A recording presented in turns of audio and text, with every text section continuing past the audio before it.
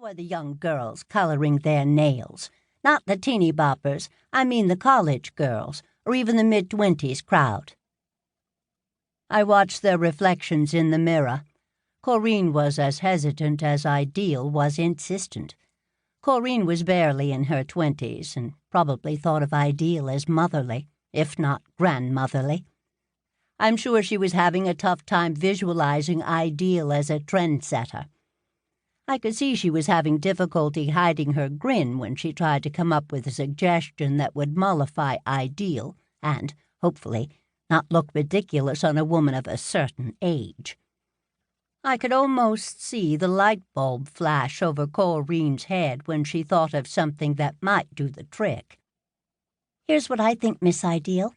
Since your hands look so pretty with the deep red polish you get every week, you might want to keep the same color but jazz it up by adding sparkles on the tip of one nail. I can tell you for sure that look is extremely popular with, girls my age." Coreen held up 2 bottles from the nail polish case. Rays of sunlight beamed through the front window and bounced off glittery silver sparkles in one bottle and glimmering gold sparkles in the other. "Take a look, Miss Ideal. You can pick." Ideal pondered for a moment and then agreed. "That sounds like a good start. If I like it, we can go bolder next week.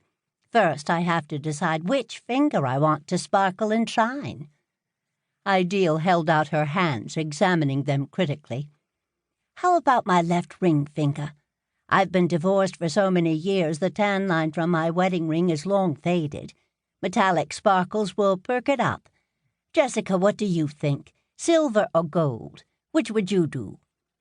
As someone who likes her nails to be neat and unobtrusive, I wouldn't opt for either one. While I was trying to think of a diplomatic answer, the front door opened and drew everyone's attention to our local realtor, Eve Simpson, who began complaining before the door shut behind her. "Wouldn't you know it? That would be my luck. I was on my way here for my weekly hair appointment. I'm not late, am I, Loretta? And I stopped at the post office to mail some brochures about the Barclay house to a few of my out-of-town prospects. You know the house I mean. That gorgeous 2-story with a wraparound porch near the cliff top. The one with the stunning view of the water. I'm positive it's going to go super fast, and for top dollar, too. Anyway, Debbie promised me the brochures would be on their way to Boston in this afternoon's mail. Then when I turned to leave, who do you think was walking in as I was walking out?" We all knew that when she was in mid-story, Eve's questions were nearly always rhetorical. So we silently waited for her to continue, and in less than 2 seconds, she did. "I've been dying to run into him casually, to have the opportunity to strike up a more private conversation, if you get my point. But not today, and certainly not when I look like this." Eve stopped to take a breath and look around the room, wide-eyed, as though she was expecting wails of sympathy from every corner. But since we actually had no idea what she was talking about, no one said a word. When she crossed her arms and began tapping her toe, Loretta took the hint. "Who did you meet, Eve? Who is this Adonis who has you so bothered? Who do you think? Who have I been trying to wangle a few private moments with for months now? The handsome, distinguished, and so very cultured Nelson Penzell. You all know him. He owns La Peinture, down on the dockside. Naturally, we all must admire a man who uses the French language to name his shop.